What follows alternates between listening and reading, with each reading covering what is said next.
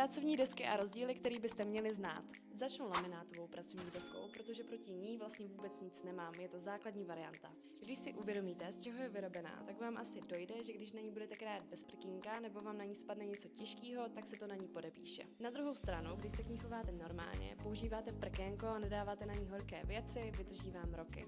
A upřímně, poměr cena výkon je za mě pořád skvělý. Ne každý chce dát za pracovní desku desítky tisíc. Pak tu máme kompakt, což je tenká deska, která působí hodně moderně. Skvěle funguje hlavně v minimalistických kuchyních, kde chcete, aby to působilo čistě.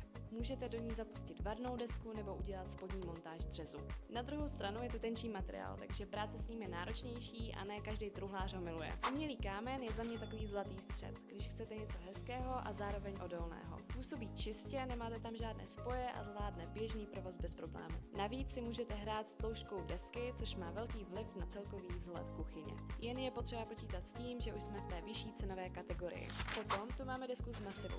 Co vlastně překoná přírodní dřevo? Je ale potřeba ji ošetřovat a počítat s tím, že se bude časem měnit. Takže není pro každého, ale když ji chcete, má fakt kouzlo. A na závěr tu máme keramickou desku. Extrémně odolná deska, na kterou můžete dát klidně horký hrnec. Zvládne toho opravdu hodně a jen tak jí něco nepoškodí. Na druhou stranu působí trochu chladněji a jsme zase ve vyšší cenové kategorii. Takže neexistuje jedna nejlepší deska. Důležité je vybrat takovou, která sedí tomu, co od ní očekáváte. Uložte si tohle video a sledujte nás pro více tipů.